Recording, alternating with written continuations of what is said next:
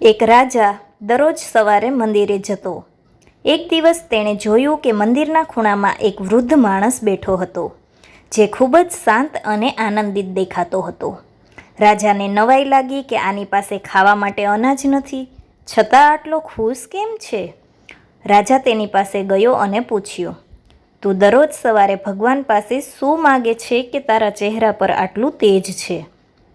પેલા માણસે હસીને જવાબ આપ્યો, મહારાજ, હું ભગવાન પાસે કંઈ માગવા નથી જતો, હું તો તેમને ધન્યવાદ આપવા જાઉં છું.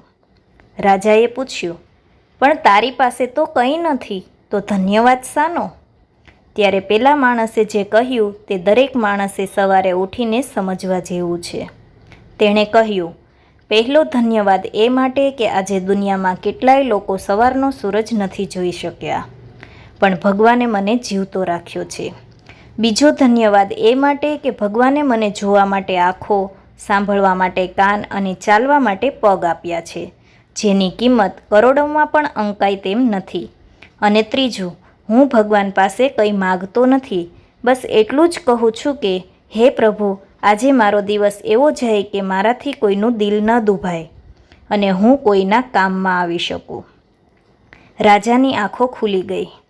તેને સમજાયું કે આપણે ભગવાન પાસે લિસ્ટ લઈને જઈએ છીએ, પણ જે આપ્યું છે તેનો આભાર માનવાનું ભૂલી જઈએ છીએ. સવારે ઉઠીને શું માગવું જોઈએ? પેલું, આભાર. જે મળ્યું છે તેના માટે ભગવાનનો શુક્રગુજાર માનો. બીજું, સદબુદ્ધિ. ભગવાન પાસે ધન નહીં, પણ સાચા ખોટાનો ભેદ પારખવાની બુદ્ધિ માગો. અને ત્રીજું, સેવા. એવું માગો કે આજે તમારા દ્વારા કોઈનું ભલું થાય.